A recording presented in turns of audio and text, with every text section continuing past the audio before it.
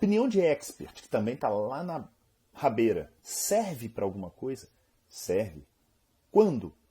Principalmente quando a gente não tem muita substância, muito conteúdo publicado sobre determinado tema e a gente precisa definir.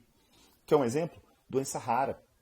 Em doença rara, tanto opinião de expert quanto relatos de casos, séries de casos, acabam sendo importantes. A coisa é nebulosa, eu não tenho muitas vezes convicção do que está acontecendo, mas a gente acaba usando dessas ferramentas.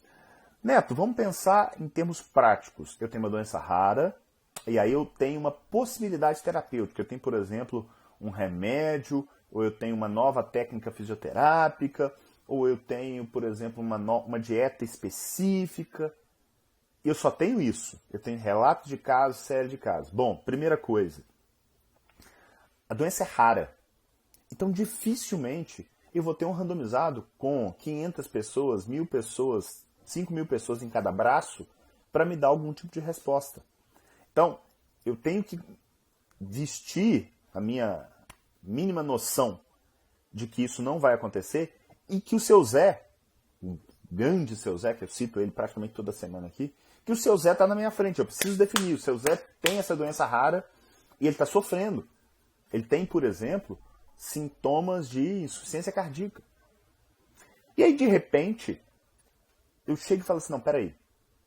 Eu vou acreditar no expert, eu vou acreditar na série de casos para definir um tipo de terapêutica para o seu Zé? Depende. Acho que como tudo na vida, né? Depende.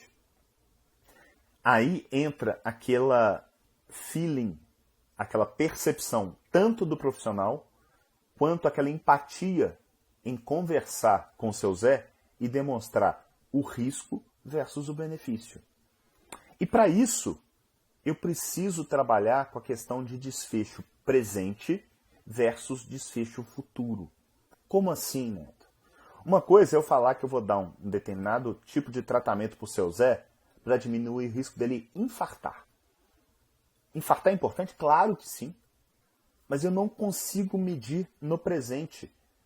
Então, para tal, eu começo a meio que jogar uma moeda para cima. Fica muito aleatório. Eu posso estar ajudando, eu posso estar prejudicando, eu posso estar fazendo nada. Mas quando o desfecho ele é imediato, o seu Zé tem muita falta de ar. Eu faço determinada intervenção e aí aquela falta de ar reduz. É um desfecho subjetivo, certo? E aí, em função disso, pode ser que o efeito placebo esteja agindo. Mas aí vai depender da conduta. Vamos supor que a conduta seja fazer algum tipo de exercício matinal e que aquilo ali, ou tomar água com limão em jejum. Poxa, vamos lá. A probabilidade disso lesar é próxima, se não zero.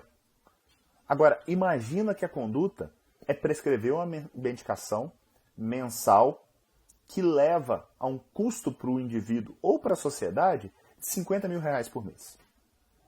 Nessa situação, talvez você tenha que ter um pouquinho mais de cuidado, um pouquinho mais de receio, o que não significa que você não possa apresentar isso para o seu Zé. Mostrar. Agora, é importante contextualizar de que aquilo ali é uma hipótese, qual que é o custo, qual que é o potencial benefício e qual que é o potencial dolo. Porque às vezes aquela medicação que você vai usar, ok, ela pode melhorar a falta de ar do seu Zé, mas ela pode dar uma hepatite grave. E eu estou trabalhando com uma evidência pouco robusta, estou trabalhando com relato de casos, eu estou trabalhando com série de casos. Então, se eu trabalho com esse tipo de evidência, esse jogo de hipóteses, ele precisa ser pensado.